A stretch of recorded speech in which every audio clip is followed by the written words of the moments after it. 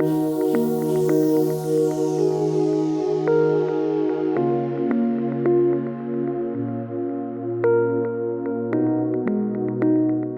och jag hade fattat det storvulna beslutet att vi vill minsann nu göra världens bästa diskborste.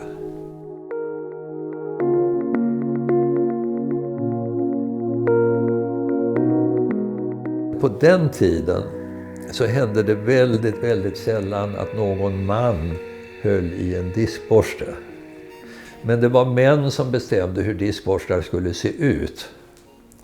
Och eftersom de flesta männen aldrig har stått vid en diskbalja, vilket var väldigt uppenbart för mig när jag då tillsammans med Tom första gången presenterade vårt första förslag till en diskborste.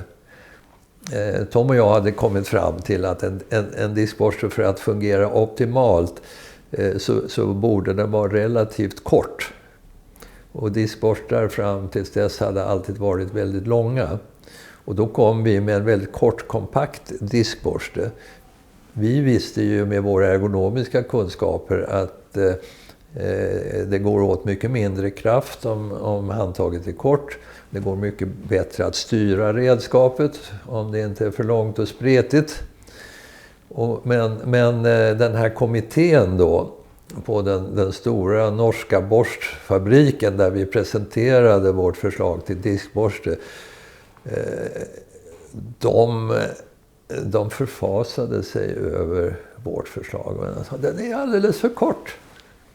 Ja, och så sa jag, hur så, vad menar du? Ja, en diskborste måste ju ha ett långt skaft, säger då den här mannen som var vd för det här företaget. Jaha, varför det, säger jag. Ja, annars blir man ju blöt om handen när man diskar, säger han. Han hade ju aldrig hållit i en diskborste naturligtvis.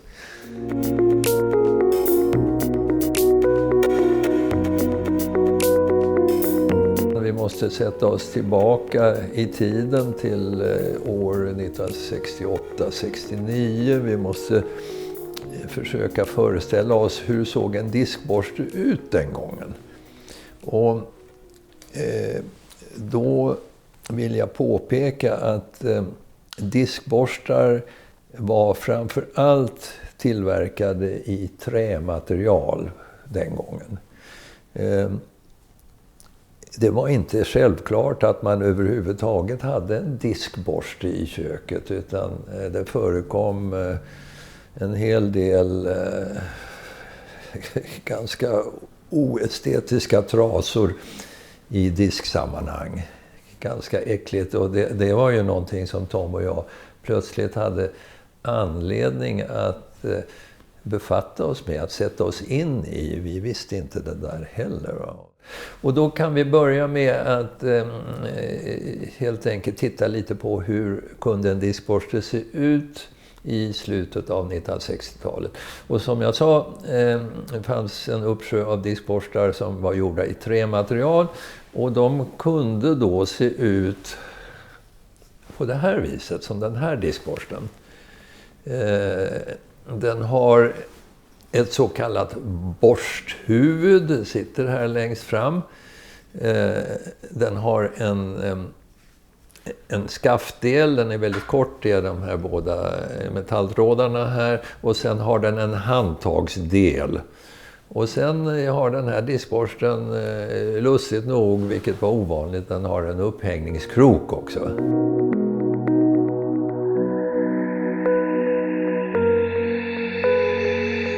Och det här var den modernaste plastdiskborsten som fanns på marknaden i Sverige då 1969 kanske. Och den här diskborsten har vissa karaktäristiska drag som är intressanta och som är värda att titta lite närmare på. På första blicken kan man ju se att den här diskborsten är väldigt lång och väldigt tunn och ganska spretig till sitt format. Sen har den ett väldigt oproportionerligt stort borsthuvud. Och Sen har den här skaftdelen, det är den delen här, det är skaftet på en diskborste, och som sen fortsätter i den så kallade handtagsdelen.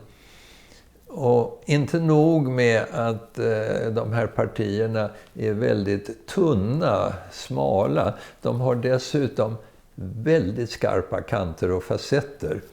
Och det strider ju mot allt vad god ergonomi heter. Och att själva handtagsdelen är då det smalaste i diskborsten. Där man verkligen ska kunna garantera ett bra grepp. Sen är den här diskborsten ganska, trots allt har den några revolutionerande drag. Så att den som har skapat den här diskborsten har faktiskt tänkt efter lite grann. Det måste man erkänna. Och det här är mig veterligen det första exemplet på en diskborste som har en skrapkant. Och den skrapkanten, det tar ett tag innan man upptäcker den. Men den sitter här, längst bak. Men den här skrapkanten, det är egentligen en fullkomligt galen placering av en skrapkant. Dels hamnar den mitt i handen när man använder diskborsten till att diska porslin med, disken överhuvudtaget. Den hamnar på fel ställe, den liksom sticker i handflatan. Och sen om man nu plötsligt skulle upptäcka den här lilla miniatyrskrapan här bak och ska använda den, då är man tvungen att byta grepp. Och så ska man då hålla i en del av diskborsten, nämligen borsthuvudet, som egentligen inte alls är avsett att hålla i. Men det är enda sättet du kan hålla, och så ska du då skrapa med den där pyttelilla skrapan. Tanken är god att ha en skrapa på en diskborste, det är bara det att där tar det goda slut och sen är allting feltänkt.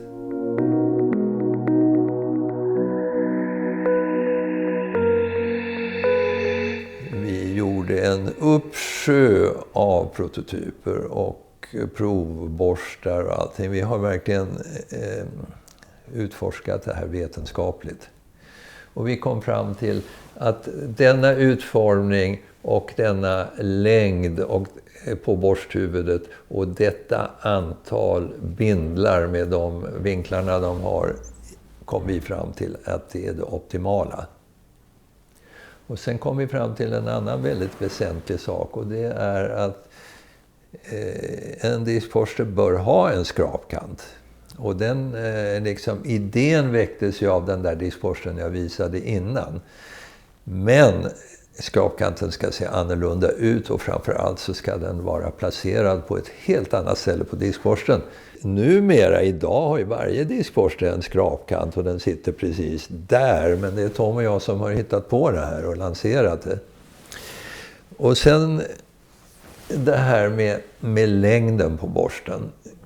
Längden är viktig och vinklarna är väldigt viktiga. Och allt det där har vi lagt ner enormt mycket forskning på att komma fram till det optimala. Och sen har vi, sist men inte minst, så är det just det här, alltså handtagsdelen. Den delen som utgör greppet och som ligger i handen. Och den lät sig inte göras massiv med den tidens plastteknik.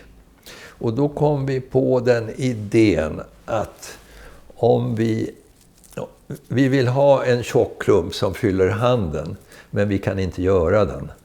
Men, tänkte vi, om vi gör den tunnväggig, för att det är tunnväggighet som är hela tiden idealet när vi talar om formsprutad plast. Om vi då skapar en fiktiv volym av ska vi kalla det för en rad av flänsar, så är det fortfarande tunnväggigt. Man kan producera det här med korta cykeltider, men det fyller upp handen, och det är det vi vill göra. Och det för dessutom det positiva med sig att greppet förbättras. Så att det är produktionstekniskt en fördel, det är ergonomiskt en fördel, och till och med det är designmässigt en fördel, för att det ger en särprägel åt produkten. Den skiljer sig från alla andra diskborstar. Med åren har ju alla kopierat det här också. Idag är det svårt att hitta en diskborste som inte har ett handtag som är sektionerat på det här viset. Men återigen, det var Tom och jag som uppfann det här.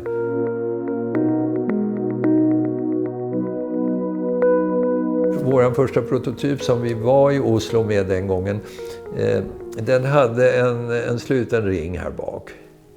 Men när vi sen, Tom och jag, kom hem, och då hade vi de var så ivriga i Oslo så att samma dag hade vi skrivit a letter of intent med dem och var överens om dragen, och de hade accepterat att vi kommer att begära royalty för den här produkten och så vidare. Ja, det är en kämpegod produkt, tyckte de. Så att det var i triumf som Tom och jag tog planet hem. Och redan nästa dag på kontoret här i Stockholm så var vi tämligen överens om att vi kanske skulle kunna vidareutveckla den här bara upphängningen ytterligare lite, göra den ännu ett snäppe vassare. Och då kom vi fram till att om vi tar upp en öppning i den här ringen, då blir det plötsligt en krok. Och en krok kan man även hänga upp om man till exempel har diskstället upphängt på väggen. Då kan man hänga diskborsten var som helst på stället. Och även om man hänger det på en krok på väggen så är det mycket enklare att hänga upp den om man har en öppning på det här viset. Och det hade ju ingen tänkt på för oss.